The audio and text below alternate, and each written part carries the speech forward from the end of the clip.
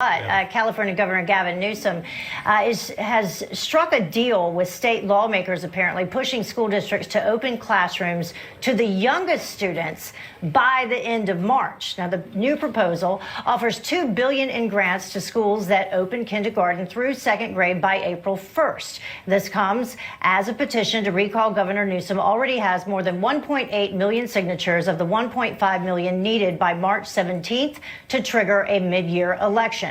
Joining us now to discuss is U.S. Navy veteran and former California congressional candidate Joe Collins. Thank you very much for joining us. What about this latest news? It does seem like the timing of it perhaps is questionable as we zero in on March 17th. Yeah, well, thank you for having me. What I can say is it's too little too late. I mean, we've had a long time for Gavin Newsom to act like he has some sense, but the only thing he's been able to prove is that he's incompetent as a governor. He proved that masks didn't work, and he proved that he can spread mass panic. And so I think that it's a little too late. Businesses have permanently shut their doors. Our kids have been out of school for a very long time. We're going on year one of the 2-week slow to spread, and people are absolutely sick of Gavin Newsom. Yeah, we were just reading that they're getting rid of the mask mandate in Texas, you know, a huge state there, dealing with things completely differently, depending on where you are in Texas, dealing with them differently than they are in California. How do you read what's going on with the governor? Do you think he is really worried now about keeping his job?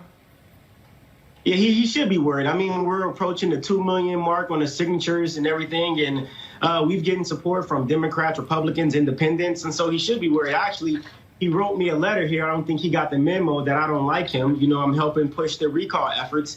But, you know, it's about time. It's about time that we start following suit with the states that are getting rid of the mask mandates, that are lifting restrictions for shutdowns and getting our kids back in school. And this is a bipartisan effort because there are Democrats and Republicans who are upset with Newsom, right? Oh, yeah, absolutely. Everyone here is struggling except for illegal immigrants. He's taken a lot of tax dollars, millions, hundreds of millions of dollars, and giving it to illegal immigrants. He's been paid by his mega donors to push certain agendas. And I think that, you know, we have to get him recalled and get someone in office who's going to care about the American people. Joe, did you say he sent you a letter? Is that what you held up? Yeah. What did he say? What does it say? What does it say? He said, Dear Joe, thank you for seeking public office in California. No matter outcome, every campaign takes courage, dedication, self-sacrifice. Thank you for your willingness to serve this great state. Sincerely, Gavin Newsom. He could have kept this. He could have kept this letter and stopped wasting trees because I don't like Gavin Newsom. And actually, we restarted our campaign to run for Congress in the 43rd District as well. In terms of the businesses there, how long is it going to take to come back from this, or will they all be able to come back from it? I think they will. A lot of businesses have permanently shut down because they weren't able to take advantage of PPP loans. Gavin Newsom hadn't created any bills or legislation to be able to give our tax money back to our business owners. So unfortunately, some people have lost it all. And, you know, after we get rid of Gavin Newsom, hopefully we can come up with a plan to get these businesses back. I don't know if you keep track of this, but how are the state coffers? And the reason I ask is a lot of states throughout the country have actually done better than you would expect with taking tax revenue because a lot of the money they're getting from the government is taxable. So these states actually have ended up with more in their coffers than they expected. Do you know whether that's happening in California? I think California is in debt. Last I checked, Gavin Newsom has been very reckless with his spending. He's been very reckless on what he wants to do with the money from California. And I know whenever President Trump was in office, he wasn't giving Gavin Newsom any money. But, you know, they've made taxes go through the roof, which is why we have an influx of homeless people and people are living below the poverty level. But I think California is in debt. But hopefully, you know, moving forward, when we get a new governor, we can pull California out of the rut that we're in and get our economy back on track. Yeah, we talk a lot about the issues going on with Governor Cuomo here in New York, Governor Newsom in California.